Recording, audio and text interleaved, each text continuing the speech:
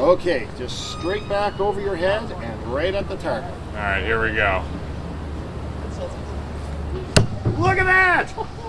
Perfect! The entrance to the 400 northbound is still closed. This beauty, this is a hand-carved trophy made by Tuscarora Woodworks out in Lewiston. Now, as you can see, it's got everything you'd want, even working wheels. So there's bragging rights, there's the love of the game on the line, but I'd be disappointed if I didn't get to take home this work of art. And they're hoping that McDermott can kind of right the ship and be the guy that sticks around.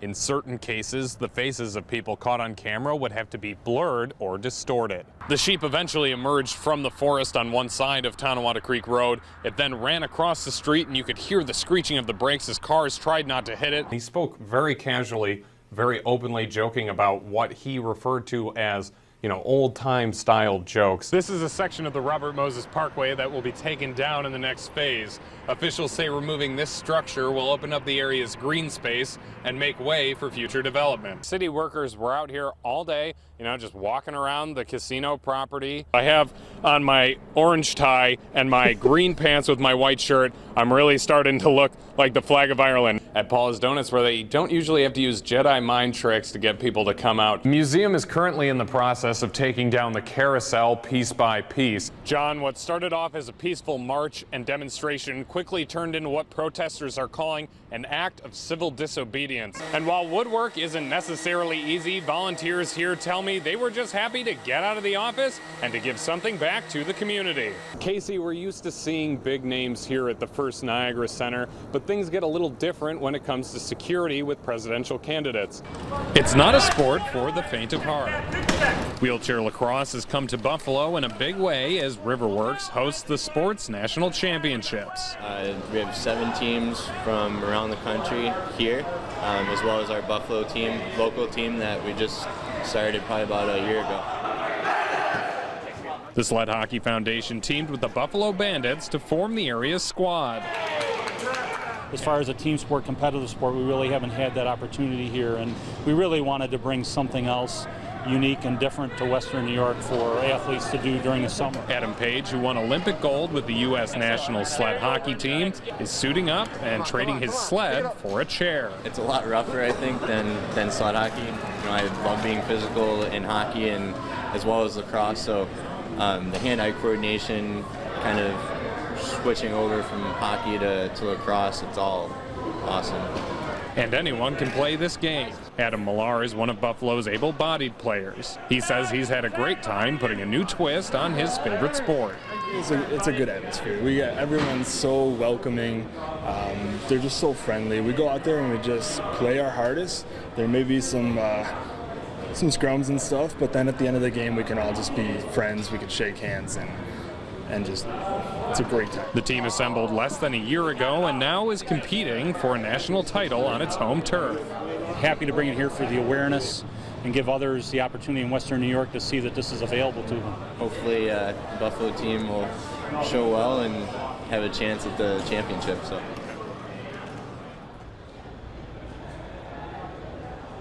Now each team will play 4 games and the playoffs will be tomorrow afternoon. And the winner, the person who comes away on top, will take home this beauty. This is a hand-carved trophy made by Tuscarora Woodworks out in Lewiston.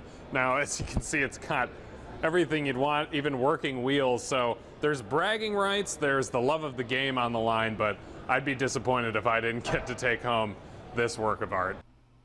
It was getting pretty high. We looked out the window and it was getting really high. It's in my basement, in my garage. More rain Thursday night meant more flooding along Lake Ontario, and heavy winds and waves knocked out many of the sandbags that stood as the last line of defense between the lake and people's homes. Sandbags had lost their appeal and they had lost their ability to stop the water.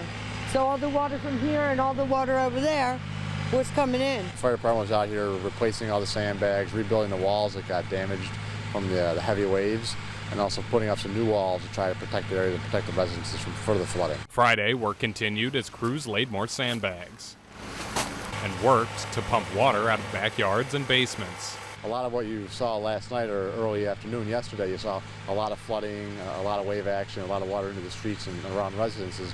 Really has been alleviated today with the new sandbags put in place and also the pumps that have been running around the clock. Schultz says it's been all hands on deck for more than a month. And for residents like Carol Verlicki, her quiet life on the lake hasn't been so quiet. But you try to listen to that 24/7, you got to wear earplugs to sleep and things like that. But it's sad. Schultz says one of the major challenges has been fatigue, with crews working long hours to try to keep up with the flooding.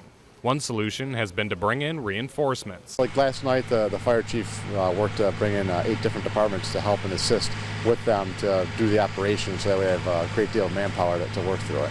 It's work Verlicki says she's grateful for, but with no end in sight and fear of future flooding, she and her husband have considered leaving the area. A quiet little town that my husband came to retire in, and it turned into this. In Olcott, Mike Arena, Spectrum News. It was a little after 9 o'clock Friday morning when the SPCA got an unusual call from the Amherst Police. There was a sheep on the lamb near Tonawanda Creek Road. There's really no graceful approach when it comes to a stray sheep. We kind of split up, tried to divide and conquer, and a sheep, any animal like that is going to outrun you. Officers tracked the sheep into the woods adjacent to the road. Their goal was to capture the woolly wanderer, but they had to proceed with caution to keep him out of harm's way. 2 really big hazards there. One is obviously the road, and the other was the creek behind the houses. We didn't want them in the water either, so we wanted to keep them away from those 2 areas as much as we could.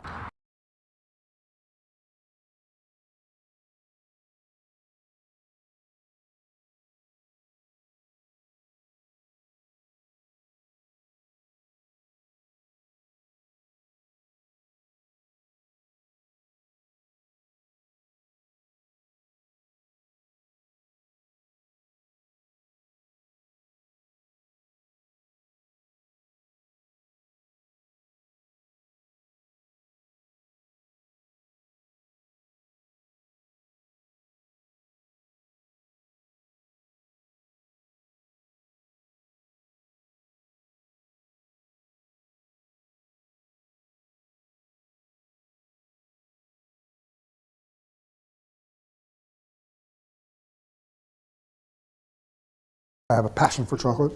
Everyone who knows me knows that. They see how much I eat and they see how much I create. For about 30 years, chocolate has been Daniel Johnson's life. First there's chocolate and then there's family. I know it's supposed to be the other way around, but I botched it. For 15 years, Johnson worked as a chef. In the early 80s, he turned his attention to chocolate and focused his culinary skills on the cocoa bean. I learned ingredients, and when you match them, they have to be similar enough so that they don't fight one another. Ginger and lemon is a great one, and that comes in dark chocolate. Johnson has been the owner of Choco Logo Confectionery Design since 1990. I'm running 3 more caramels today. I'm not making any more truffles. In 2004, Johnson moved his factory and shop to Broadway, where they've made chocolate treats ever since. I make these chocolates. Look at this. Can you see how good they are? Everything had chocolate everywhere, and it was just amazing. It was just, and the smell. You could smell the chocolate.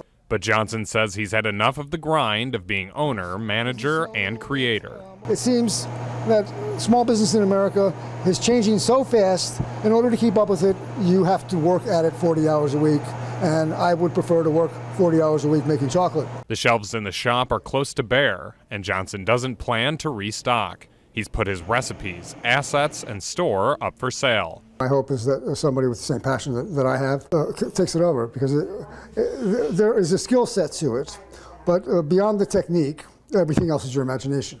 But Johnson says the end of Choco Logo isn't the end for him and the candy he's loved for more than 3 decades. Endorphins in chocolate give you a release, a freedom that a few other foods have. Johnson plans to close up shop for good by the end of April. It's been a wonderful, wonderful 30 years here. Time to go. In Buffalo, Mike Arena, Spectrum News.